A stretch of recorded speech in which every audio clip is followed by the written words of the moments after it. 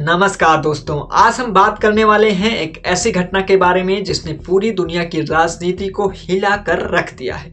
आज का सवाल है, अमेरिका ने वेनेजुएला पर हमला क्यों किया? क्या यह वाकई लोकतंत्र बचाने के लिए था या फिर इसके पीछे छुपी है तेल, सोना, पेट्रोडॉलर और वैश्विक सत्ता की एक अहम लड़ाई?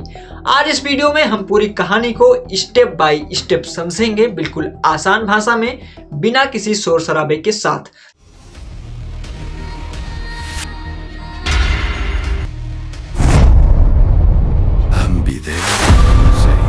सबसे पहले समझते हैं कि वेनेजुएला इतना जरूरी देश क्यों है। वेनेजुएला के पास दुनिया का सबसे बड़ा प्रूवन ऑयल रिजर्व है, लगभग 303 अरब बैरल तेल। मतलब अगर किसी देश का तेल पर नियंत्रण हो जाए तो वह पूरी दुनिया के एनर्जी मार्केट को प्रभावित कर सकता है। सिर्फ तेल ही नहीं, वेनेजुएला में सोना, रेयर मिनरल्स और प्राकृतिक संसाधन भी भारी मात्रा में मौजूद है।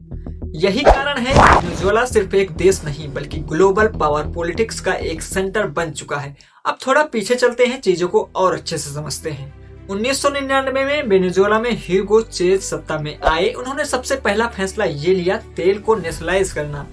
मतलब तेल अब विदेशी कंपनियों का नहीं बल्कि वेनेजुएला की जनता का होगा।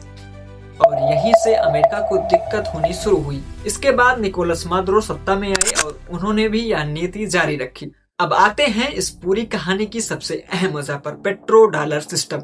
1970 के बाद से लगभग सारा तेल व्यापार यूएस डॉलर में होता है। इसका मतलब क्या है? इसका मतलब होता है हर देश को तेल खरीदने के लिए डॉलर चाहिए।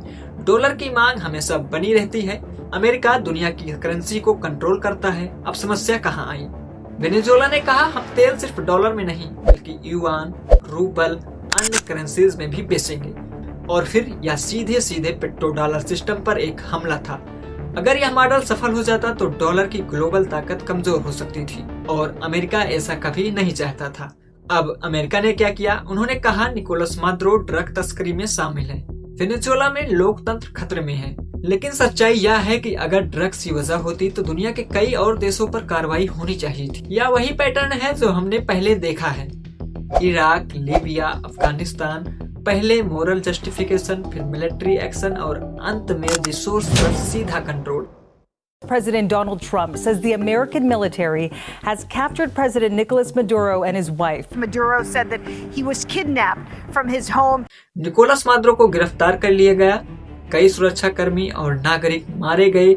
अमेरिका ने कहा हमने वेनेजुएला में स्टेबिलिटी लाने के लिए ये सारा प्लान किया था। लेकिन इसके तुरंत बाद जो हुआ वो सुनकर आप भी चौंक जाएंगे। तेल एक्सपोर्ट कॉन्ट्रैक्ट्स और मिलिट्री प्रेजेंस शुरू हो गई। यहीं से साफ हो गया यह एक रेस्क्यू मिशन नहीं बल्कि एक कंट्रोल मिशन था। बहुत लोग सोचते हैं ये सब तेल के लिए हुआ, लेकिन ऐसा नहीं है। वेनेजुएला के पास दुनिया के सबसे बड़े गोल्ड रिजर्व भी हैं।